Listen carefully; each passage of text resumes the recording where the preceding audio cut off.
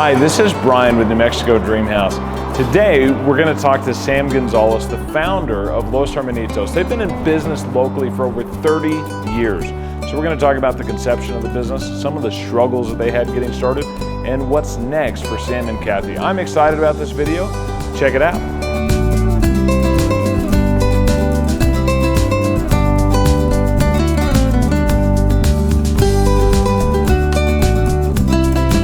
Hi, this is Brian Crawford with New Mexico Dream House. I'm here at Los Hermanitos Banquet Hall, and we're here talking to Sam Gonzalez, the founder. We want to feature small local businesses, and the reason why is that local businesses are the backbone of our community. Statistically speaking, they pay more, people work there longer, and frankly, they care about their employees a lot more because they know them. They run into them at the grocery store, at church. They go to their baby showers. They throw them baby showers. Here we are at Los Hermanitos. Sam, tell me about how you got started in the restaurant business. Well, first of all, Brian, thank you for having me.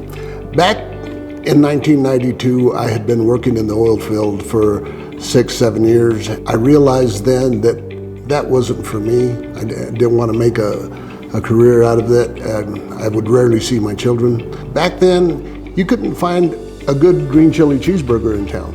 So I knew I could cook. I cooked out in the oil field for a few years. I just decided that this is what I want to do. We opened a restaurant March 26, 1992. Initially, my sister was on board with me. You know, later on, she did her own thing. But ever since 1992, we've been doing Mexican food, northern New Mexican food, trying to duplicate the food that I grew up with, the food that Mom served at our dinner table. Our best efforts don't come close to hers, but anyway, like I said, we've been at it for 31 years. God's been good to us. It's been a good ride. I've watched this community flourish. I've been through the ups and downs of this community. We look forward to being here for a few more years, I'm sure. Yeah, awesome. You started in 1992. Tell me, where did you grow up? I was born and raised in Chama, New Mexico, a small little community in northern New Mexico, 7 miles from the Colorado border. Nice little town, beautiful mountains, best elk hunting in the country. So there's always that shaky need moment where you go from being an employee to an employer starting a business. Tell me about that. How did you feel? It was a scary move, but I had the confidence that we could make it happen. Back then, I didn't have much money. I went to try to borrow money, and I was, really grilled. What makes you think that you're going to succeed? What makes you think that you're going to make this work? And I says, well, I have the confidence of what I know I can do, and I know what the community is wanting, what they like. We've never turned back. We've evolved, we've customized menus and try to accommodate what people are wanting. But the basic is the red and green chili, the authentic northern New Mexican food that reflects our demographics, the people that are right here, the cultures that are here, the Native American cultures that are here, just enhances our menu, our potential, because this is what we grew up with. And people love our food. I'm so thankful that people like our food. Yeah. So you start in 92. What was your first major hurdle that you had to jump through in your business? What was the first complex issue? What surprised you about running a business that you didn't anticipate going into it?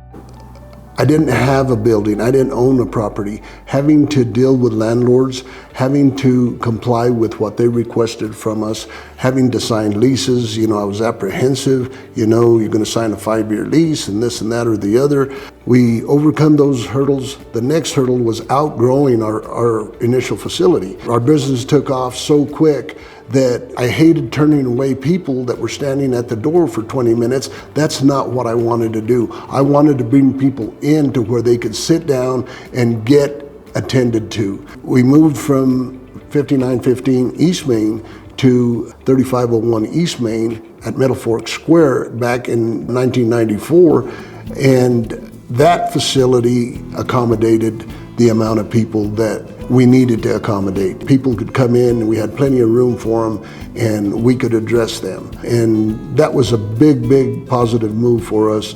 And helped our business grow and be recognized. So that 5915 East Main, that was the initial? That was the initial. That was Apple Tree Inn back then. Okay. It is where the Long Dragon is right now, right across from Ford Zymes, that little building right there. That's where we started. So their dining room is smaller than your banquet room? Yeah, their dining room is smaller than our banquet room now. So to actually have to move into a bigger space after 2 years, that's a really good problem to have. Right.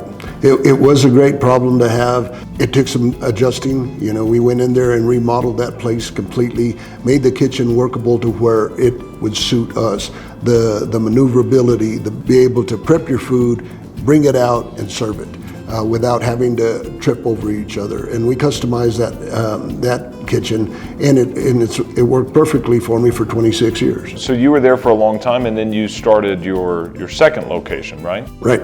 Well, I was there. I started my second location in 2006 here on 2400 West Main, while still operating the one at East Main. We had 2 restaurants for the 10 years. It worked fine while the economy was attractive. You know, once the economy went down, when we lost our oil-filled industry, our commerce, our extra dollars from oil-filled, that was a big hit to Farmington. It was a big hit to our community, the Four Corners area. Everybody knows that. 2 or 3 years after that, we're hit with COVID. Yeah. We're hit with a pandemic that just threw the world for a loop. So you can imagine what it did to small business people. It really knocked us down. It didn't knock us out, but it certainly put a damper on what we did. Yeah, I noticed that unfortunately on the east side of town, I don't know that there are any locally owned small businesses left on the east side of town. It is very unfortunate. I drive through Farmington and it's a sad deal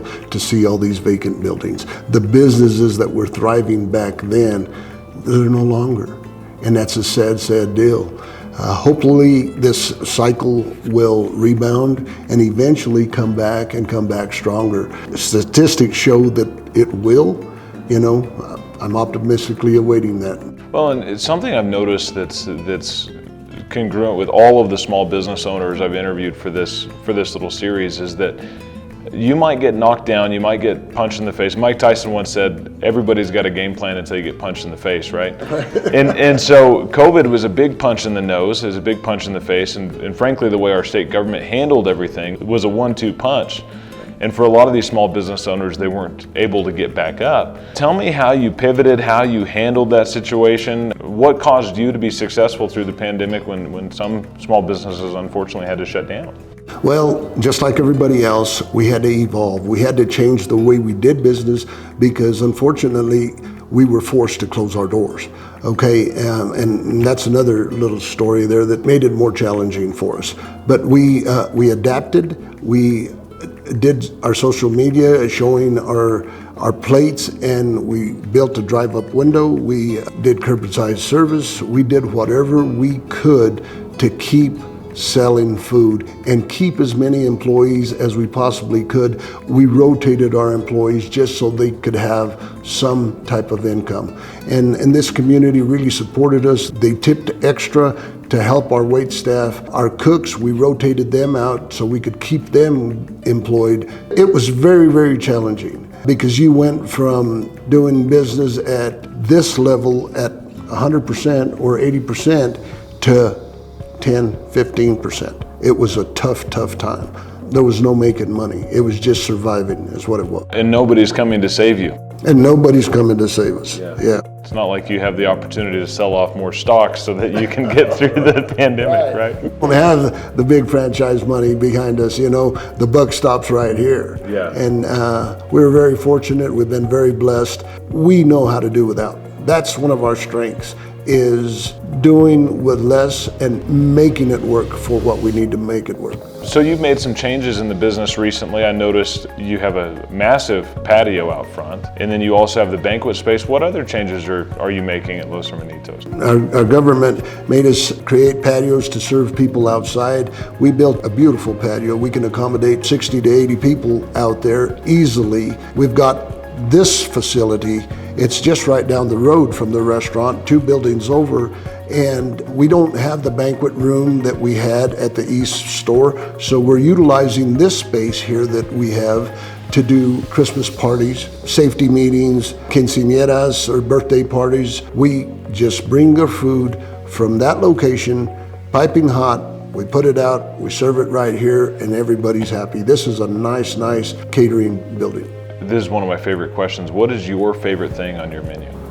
The favorite thing on my menu is our carne adobada. Okay, that's got my name on it. It's Sam's special. The carne adobada that we would eat at Christmas when I was a kid, my mom would start marinating it the day after Thanksgiving. It was just to die for. We can't do that. We don't have that luxury. But those dishes, that traditional dish there is the stuff that takes me home. That's the one that I love the best. You know, I hate to admit this, but I don't think I've tried Sam's special. You gotta be kidding me. You gotta be kidding. It's spicy and it's very, very good. Very, very good. My favorite thing on the menu would have to be, I think, the breakfast burrito Christmas. Oh man. I know that's pretty plain and simple, but it's one of my favorite things. Well, let me tell you what, our breakfast burritos are to die for. They really are. People really love them. And you're right, you know, it's hard to choose between the red and the green. So Christmas is the way to go. It really is. It really is.